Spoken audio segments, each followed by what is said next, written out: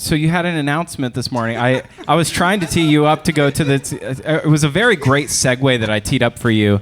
And we raised $17 million. So, yeah. I'm over here hippy dippy. It was great.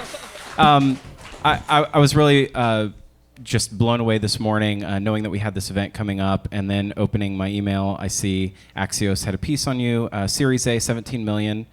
Tell us a little bit about it's early stage, but you've raised a good amount of capital to date, I think 30 million to date, to build this next generation technology that's going to build this thing that I've been thinking about for years, which is what if websites but whatever the customer wanted it to be in the first place. And that to me seems like that's a moonshot to build something that's technology, because it doesn't have to just exist alongside the existing behemoths like the Shopifys of the world, but it has to, in some ways, shim in between it. But you have to be friends with them too. So let's talk about how you build into that ecosystem and how you support it at the same time while creating this new tech that people have to adopt because they have to future-proof. Yeah, totally. I mean, I think the way we thought about it was we're quite fortunate that Shopify is not a front-end company fundamentally. It's like a back-end company, and so that's why they're so invested into headless and the payment system and all these other things.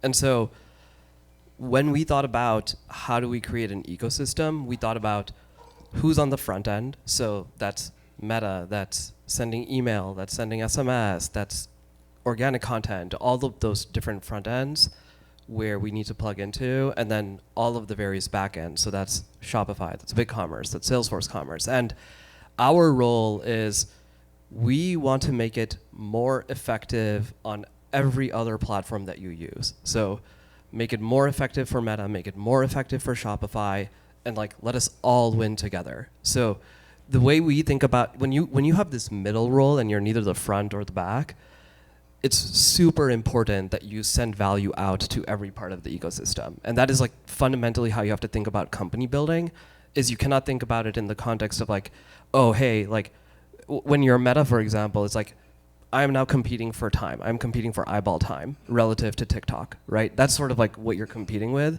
And then when you're on the back end, it's okay, I'm competing for the payment processor. When you're in the middle, you have to be able to send value to everybody in the ecosystem. And that's how, as a company, you end up growing. And that's also sort of it's a more fun way to build business also, just to be totally candid.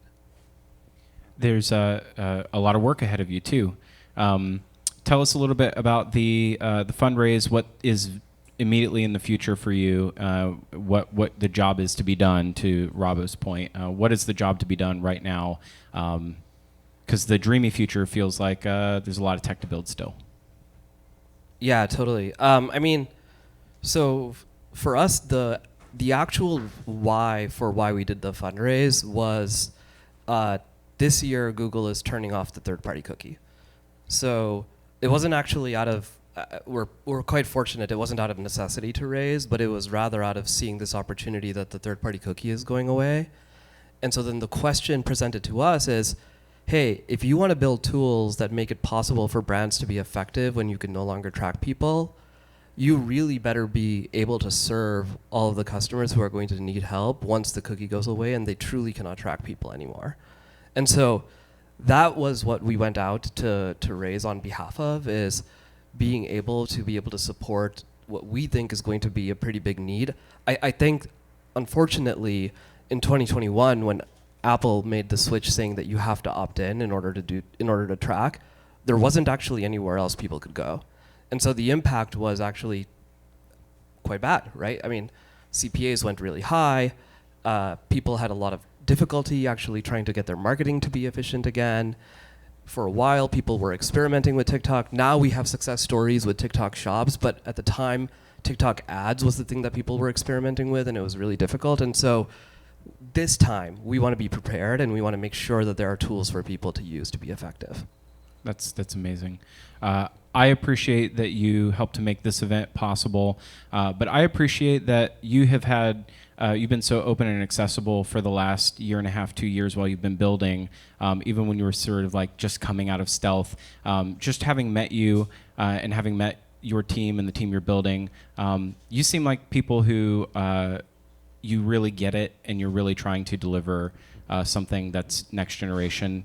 And I'm rooting for you with every fiber of my being. Thank you so much. Thank you for having Yeah. us, Philip. Such a joy. Thank you, guys. Thank you, Philip. Thank you, brother.